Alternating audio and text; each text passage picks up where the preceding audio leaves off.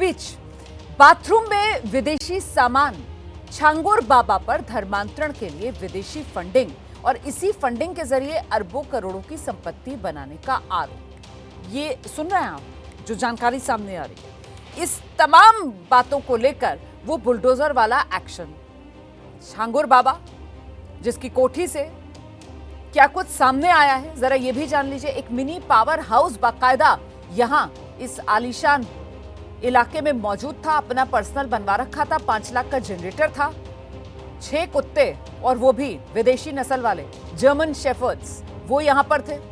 शक्तिवर्धक दवाएं यहां से मिली हैं, मसाज ऑयल, घोड़े यहां से मिले हैं। तो कोठी के अंदर ये जो पूरा काला साम्राज्य था, उसकी ये डिटेल्स हैं जो सामने आई हैं। इस हाथ में ये जो मकान है जो आप देख रहे हैं, 2 मंजिला मकान, इसमें लगभग 1 दर्जन के करीब में इसमें कमरे हैं और इसमें छांगुर बाबा नसरीन यानी कि नीतू उसके पति के साथ यहाँ पर रहता था।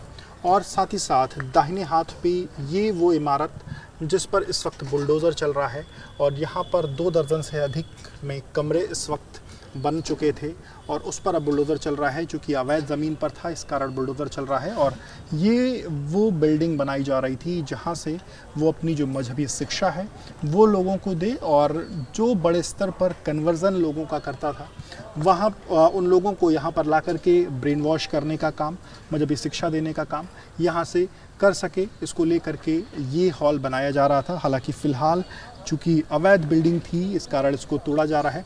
और अगर इस पूरे हॉल को, इस पूरी प्रीमाइसेस को अगर आप देखिए तो चारों तरफ जो है इस पूरी प्रीमाइसेस को जो कटीले तारों से इस पूरी प्रीमाइसेस को घेरा गया है।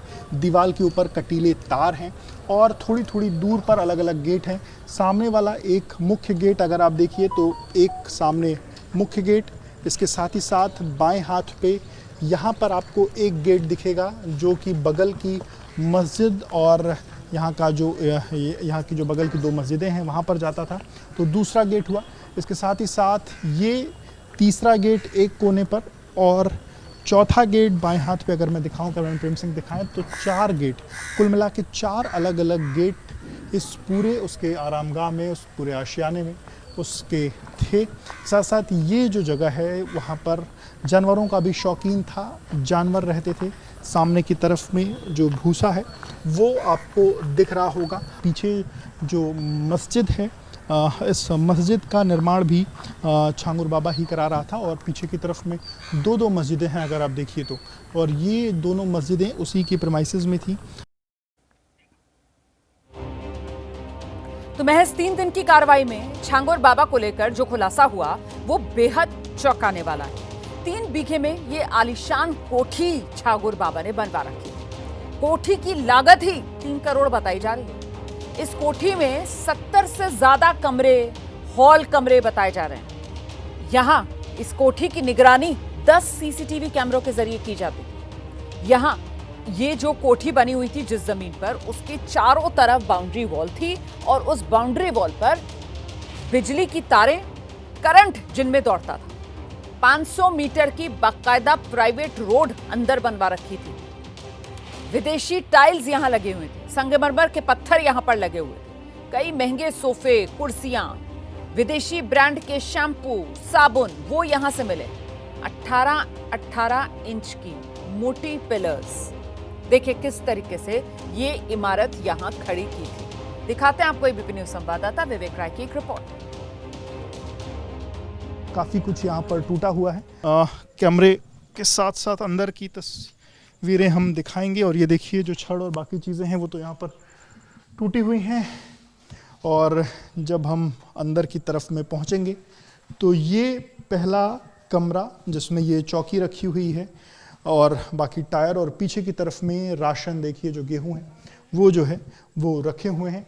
एक और कमरा बगल का और इसमें भी जो कुछ सामान है वो यहाँ पर रखे हुए हैं। इसमें इलेक्ट्रिसिटी से जुड़े हुए जो सामान हैं वो रखे हुए हैं। ये एक तीसरा कमरा और इसमें पेंट से जुड़ा हुआ जो सामान है वो यहाँ पर रखा हुआ है। आइए सीधे आपको लेकर चलते हैं। हमारे साथ हमारे सहयोगी विवेक लगातार मौजूद हैं। विवेक, जरा ये बताइए कि रिमांड पर ले लिया गया है, पूछताछ का सिलसिला एटीएस शुरू करेगी छागुर बाबा से भी, इसकी सहयोगी नसरीन से भी, और ऐसे में अभी तक अपनी जांच में, क्योंकि पूरा का पूरा मामला जो है वो अवैध तरीके से धर्मांतरण कराने का है, तो कितने गवाह पुलिस और एटीएस के पास हैं जिसके आधार पर ये पूछताछ की जाएगी? कितने ऐसे लोगों तक एटीएस की टीम पहुंची है जिनका गलत तरीके से धर्मांतरण करवाया गया है?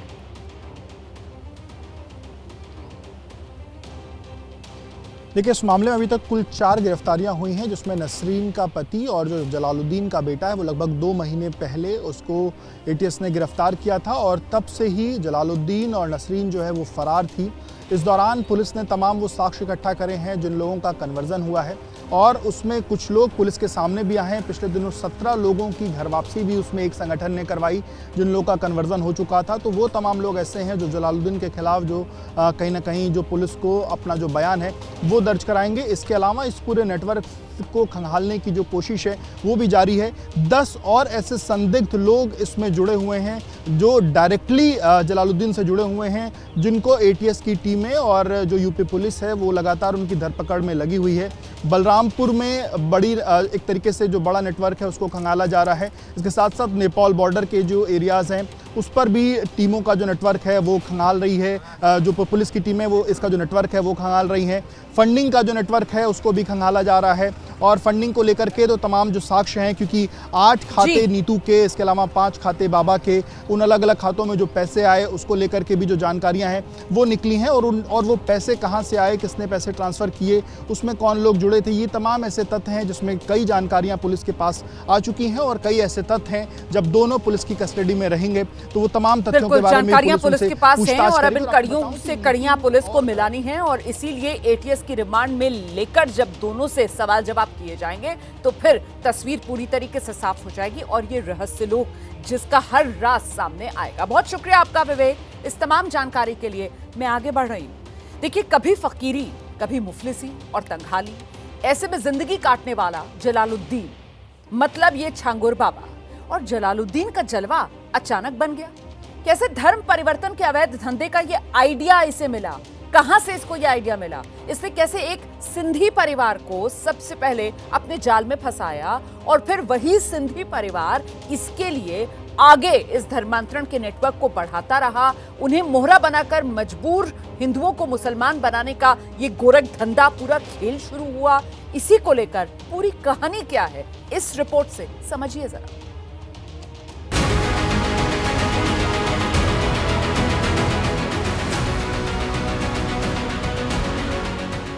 धर्म परिवर्तन गिरोह का सरगना जलालुद्दीन उर्फ छांगुर बाबा। जलालुद्दीन की सबसे बड़ी गुर्गा नीतू उर्फ नसरीन, दोनों 5 जुलाई को यूपी एटीएस के शिकंजे में आने से पहले लखनऊ के स्टार रूम्स होटल में पूरे 80 दिन तक छिपे रहे। लेकिन अब इनका मौजूदा पता लखनऊ का जिला जेल है।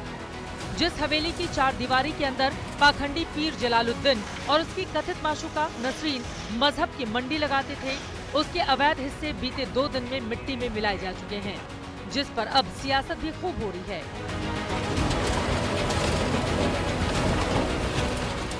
अवैध रूप से धर्मांतरण करवाने का काम कर रहा था, तब प्रदेश सरकार ने कार्रवाई क्यों नहीं करी?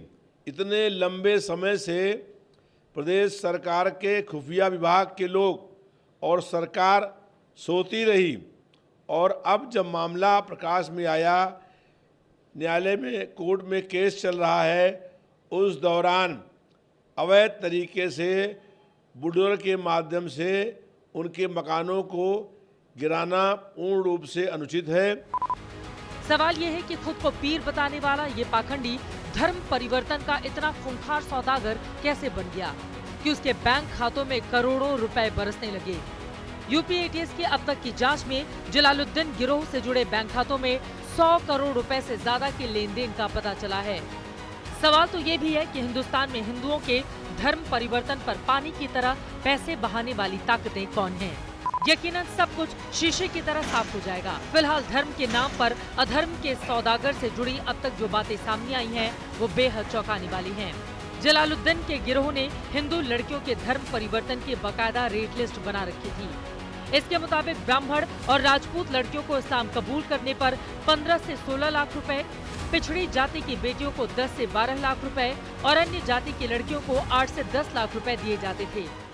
ब्राह्मणों की बच्चियां हैं, क्षत्रियों की बच्चियां हैं, तो उनको ये 15-15 लाख रुपए दे रहे हैं।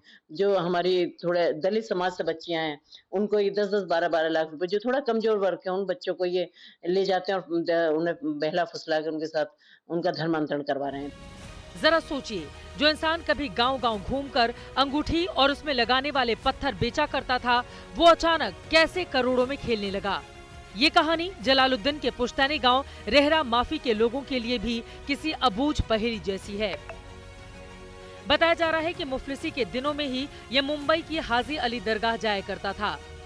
उसी दौरान पहले इसके चंगुल में नीतू और नवीन रोहरा फंसे।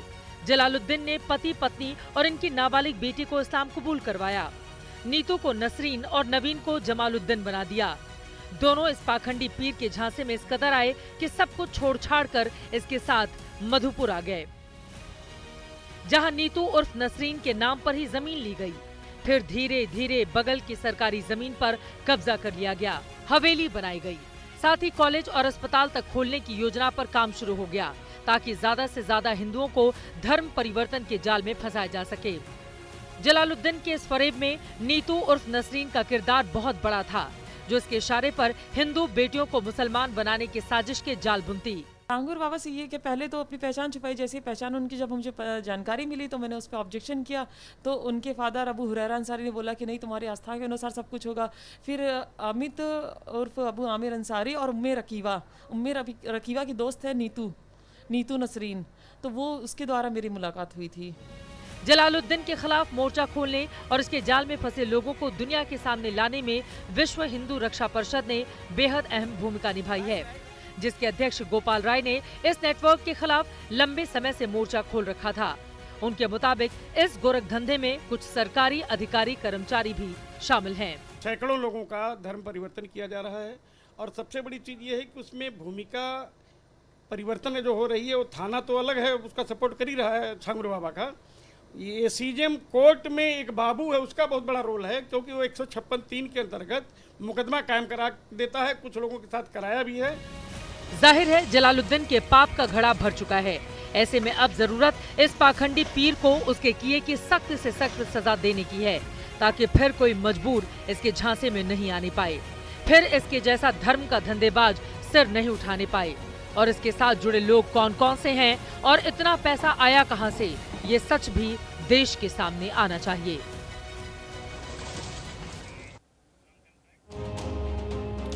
तो ये छांगुर का रहस्य लोक, और अब इस राज पर से हर पर्दा हटने